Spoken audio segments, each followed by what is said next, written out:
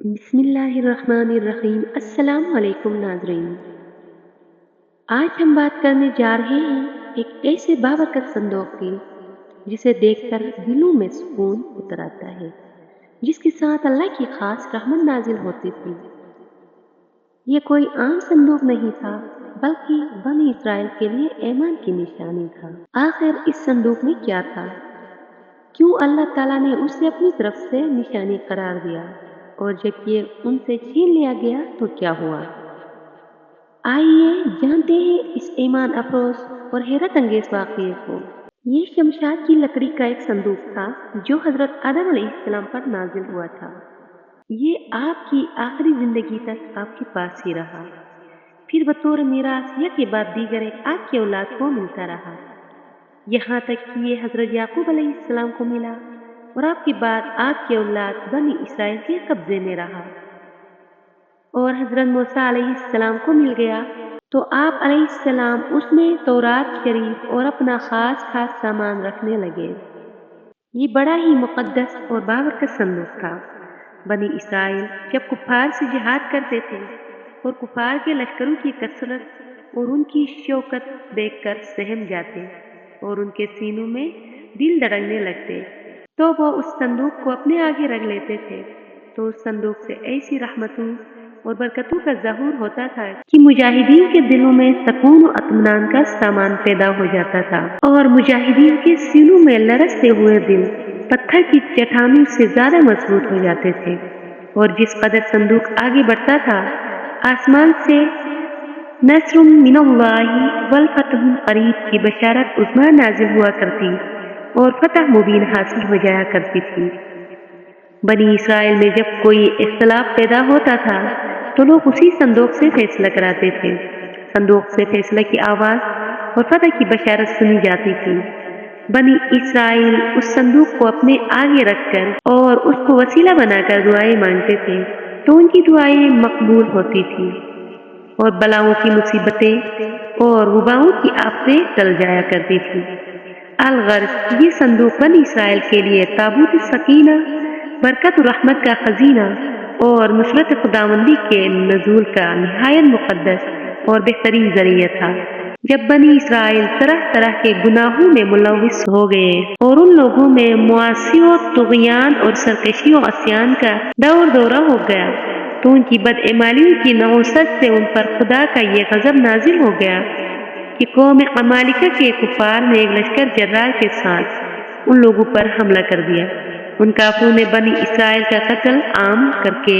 ان بستیوں کو تاخت و تاراج کر ڈالا، عمارتوں کو توڑ پھوڑ کر سارے شہر کو تہس نہس کر ڈالا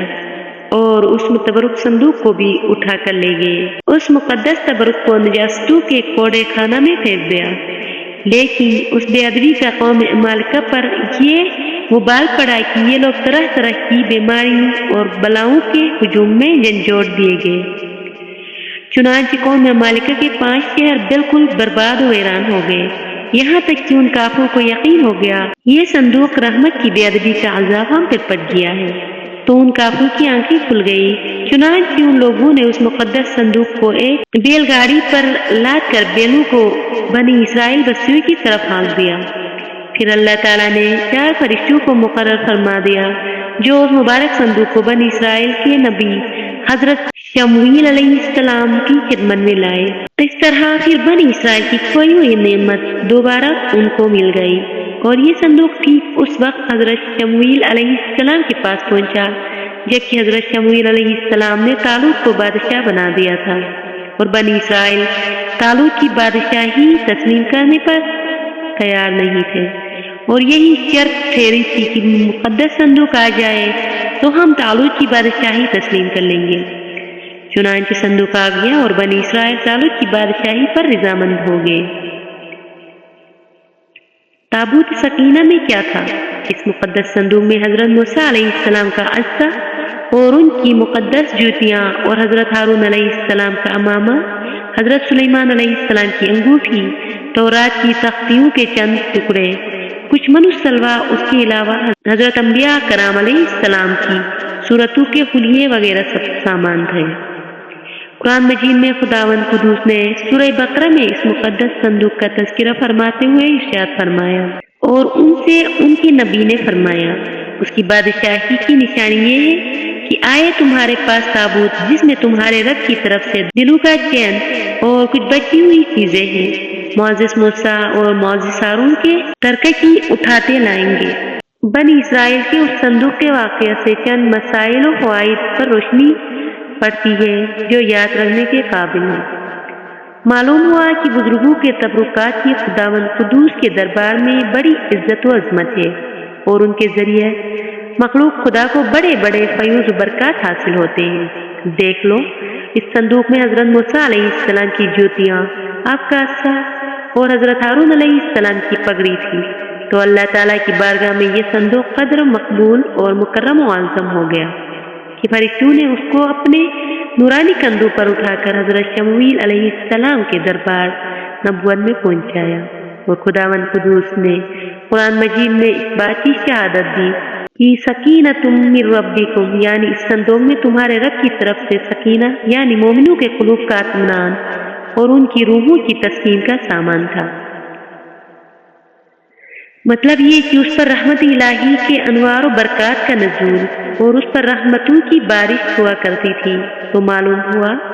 کہ بزرگوں کے تبرکات جہاں اور جس جگہ بھی ہوں گے ضرور ان پر رحمت خداوندی کا نزول ہوگا، اور اس پر نازل ہونے والی رحمتوں اور برکتوں سے مومنین کو سکون قلب اور اطمینان روح کے فیوز برکات ملتے رہیں گے۔ جس صندوق میں اللہ والوں کے لباس و عصا اور جوتیاں ہوں، جب اس صندوق پر اطمینان کا سکینہ اور انوار و برکات کا خزینہ خدا کی طرف سے اترنا قرآن سے ثابت ہے، تو بلا جس قبر میں ان بزرگوں کا پورا جسم رکھا ہوگا ان قبروں پر رحمت و برکت اور سکینہ و اطمینان نہیں اترے گا۔ ہر عاقل انسان جس کو خداوند عالم نے بصارت کے ساتھ ساتھ ایمان بصیرت بھی عطا فرمائی ہے، وہ ضرور اس بات پر ایمان لائے گا کہ جب بزرگوں کے لباس اور ان کی جوتیوں پر سکینہ رحمت کا نزول ہوتا ہے تو ان بزرگوں کی قبروں پر بھی رحمت خداوندی کا خزینہ ضرور نازل ہوگا، اور جب بزرگوں کی قبروں پر رحمتوں کی بارش ہوتی ہے تو جو مسلمان مقدس مقبروں کے پاس حاضر ہوگا ضرور اس پر بھی بارش انوار کے رحمت کے چند قطرات برسی جائیں گے، کیونکہ جو موسلادھار بارش میں کھڑا ہوگا ضرور اس کا کپڑا اور بدن بھیگے گا، جو دریا میں غوطہ لگائے گا ضرور اس کا بدن پانی سے تر ہوگا، جو عطر کی دکان پر بیٹھے گا ضرور اس کو خوشبو نصیب ہوگی۔ تو ثابت ہو گیا کہ جو بزرگوں کی قبروں پر حاضری دیں گے ضرور فیوز برکات کی دولتوں سے مالا مال ہوں گے، اور ضرور ان پر خدا کی رحمتوں کا نزول ہوگا جس سے ان کے مصائب و آلام دور ہوں گے اور دین و دنیا کے فوائد منافع حاصل ہوں گے۔ یہ معلوم ہوا کہ جو لوگ بزرگوں کے تبرکات یا ان کی قبروں کی اہانت و بے ادبی کریں گے وہ ضرور قہر اور غضب جباری میں گرفتار ہوں گے، کیونکہ قوم عمالقہ جنہوں نے اس صندوق کی بے ادبی کی تھی ان پر ایسا قہر الہی کا پہاڑ ٹوٹا کہ وہ بلاؤں کے ہجوم سے بلبلا اٹھے، اور کافر ہوتے ہوئے انہوں نے اس بات کو مان لیا کہ ہم پر بلاؤں اور وباؤں کا حملہ اسی صندوق کی بے ادبی کی وجہ سے ہوا ہے۔ چنانچہ اس لیے ان لوگوں نے مقدس صندوق کو بیل گاڑی پر لاد کر بنی اسرائیل کی بستی میں بیچ دیا تاکہ وہ لوگ غضب الہی کی بلاؤں کے پنجے قہر سے نجات پالیں۔ جب اس صندوق کی برکت سے بنی اسرائیل کو جہان میں فتح مبین ملتی تھی تو ضرور بزرگوں کی قبروں سے بھی مومنین کی مشکلات دفع ہوں گی اور مرادیں پوری ہوں گی، کیونکہ ظاہر ہے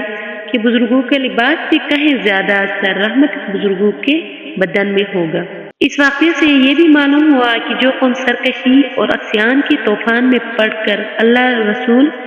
عز و جل کی نافرمانی کرتی ہے اس قوم کی نعمتیں چھین لی جاتی ہیں۔ چنانچہ آپ نے پڑھ لیا کہ بنی اسرائیل سرکش ہو کر خدا کے نافرمان ہو گئے اور قسم قسم کی بدکاریوں میں پڑ کر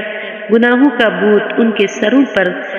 عفریت بن کر سوار ہو گیا، تو ان کے جرموں کی نحوست نے انہیں یہ برا دن دکھایا کہ صندوق سکینہ ان کے پاس سے قوم عمالقہ کے کفار اٹھا لے گئے اور بنی اسرائیل کئی برسوں تک اس نعمت عظمیٰ سے محروم ہو گئے۔